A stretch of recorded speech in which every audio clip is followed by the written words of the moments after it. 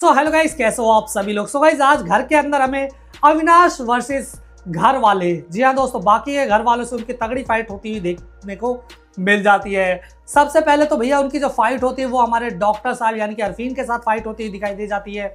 इसके बाद भैया वो चुम से काफ़ी ज़्यादा लड़ते हैं और भैया चुम के ऊपर तो अटैक करने के लिए भी सामने आते हैं। और इसके बाद तो भैया इस सारी चीज़ों से फ्रस्ट्रेट हो जाते हैं हमारे करणवीर और भैया वो खुला उल्टा सीधा बोलने लग जाते हैं अविनाश को।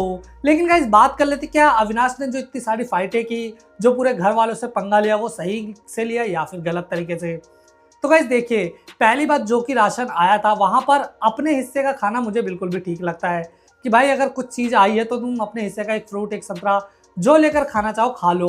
लेकिन यार तुम बाकी बंदों का भी लेकर खा रहे हो, यार ये चीज़ मुझे बहुत ही ज़्यादा गलत लगी अविनाश की। अदरवाइज जिस तरह से वो बाकी घर वालों के अगेंस्ट जाकर चीज़ें कर रहा है वो उसका गेम प्ले हो सकता है, और उसको ऐसा लगता है कि अगर वो इन सब चीज़ों के खिलाफ जाएगा तो डेफिनेटली वो दिखेगा। और गाइज इसमें कोई दो राय नहीं हो, डेफिनेटली वो दिख भी रहा है और सबसे ज़्यादा स्क्रीन टाइम भी उसे मिल रहा है। तो गाइज यहाँ पर मुझे अविनाश की गेम बिल्कुल भी ठीक लगती है। इसके साथ साथ जब उनका जो मुकाबला होता है यानी कि हमारे अफरीन जी से, उससे पहले भैया नायरा की हिपोक्रेसी हमें देखने को मिलती है। भैया वो आती है और वो कहती है मेरे पास तो कोई नाम ही नहीं है, और सच बताऊँ तो उन्हीं की वजह से सारा बवाल हमें देखने को मिला। यहाँ पर भैया आफरीन जिस तरह की, यहाँ पर भैया नायरा जिस तरह की गेम खेलना चाह रही है ना, मुझे वो बहुत ज़्यादा स्टूपिड लग रहा है और उस बात का कोई सेंस ही नहीं लग रहा है।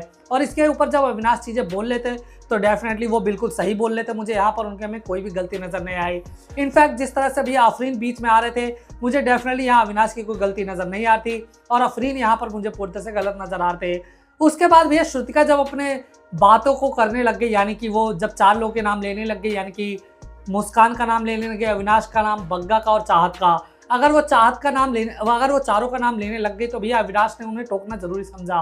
लेकिन जिस तरह से श्रुतिका का उनका हाथ पकड़ा, वो चीज़ उनको अच्छी नहीं लगी। और ये अच्छी बात है भैया, हर एक का अपना एक पर्सनल फिजिकल स्पेस होता है, अगर उस तरह से कोई करेगा तो डेफिनेटली वो गलत लगेगा।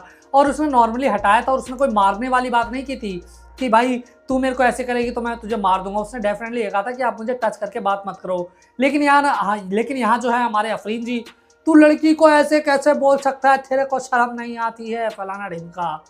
और उसके बाद भैया चुम इतने दिन से उनके कुछ भी फुटेज वगैरह नहीं दिख रही थी, ना वो किसी से बोल रही थी ढंग से। इनफैक्ट उनके मुंह से तो ढंग से सेंटेंस तक नहीं निकलता है। लेकिन आज उन्होंने एक सॉफ्ट टारगेट देख लिया, उन्होंने देखा कि बाकी सारे घर वाले अविनाश के अगेंस्ट है, तो क्यों ना मैं भी अपनी वॉइस को रेज करूँ, और उसको साला वाला बोलने लग गई। तो गाइस पर्सनली मुझे यहाँ पर उनकी चीज़ बिल्कुल भी अच्छी नहीं लगी कि उन्होंने इस तरह से बोला। और दूसरी चीज़ भैया, अविनाश ने रिएक्शन तो अच्छा दिया, लेकिन अविनाश भाई एक छोटा सा वर्ड था, कोई बात नहीं, अगर उसने बोल भी दिया तो बोल दे, उसना इतना एग्रेसिव होने की क्या ज़रूरत थी। डेफिनेटली आपके ऊपर सारे लोग आपको टारगेट कर रहे हैं, डेफिनेटली वो चीज़ समझ आती है, लेकिन इतना ज़्यादा एग्रेसिव होने की मुझे नहीं लगता कि आपको ज़रूरत थी। और यही चीज़ भैया करणवीर ने देख ली कि भाई तू एक लड़की के ऊपर इतना चढ़ रहा है, तो भैया यहाँ मुझे करणवीर की गेम तो ऑलरेडी पसंद आ रही है। तो डेफिनेटली वो वहाँ पर जाकर उसके मुंह पर बोलते हैं कि भाई इसको छोड़ो नायरा, तुम खाली पीली इसकी बेबी सिटिंग जो कर रही है, और भैया नायरा तू तो इतनी गंदी गेम खेल लिया, मैं तुझे क्या ही बोलूँ। तो भैया यहाँ पर करणवीर उसको बोलते हैं कि इसको छोड़ो, ये कुछ नहीं करेगा। उसके बाद भैया वो खुला अविनाश से पंगा लेते हुए दिखाई दे रहे हैं, और इसके बाद भी इनकी हीटेड आर्गुमेंट देखने को मिलती है। और इसके बाद हम देखते हैं कि भैया उनका इविक्शन हमें देखने को मिल रहा है। जी हाँ दोस्तों, अब क्या वो वाकई से घर से बेघर हो रहे हैं या फिर उन्हें सीक्रेट रूम दिया जाने वाला है, क्योंकि भैया बिग बॉस का गेम अब कुछ ऐसा हो रहा है कि डेफिनेटली कुछ पुरानी चीज़ें हमें ज़रूर देखने को मिलने वाली हैं।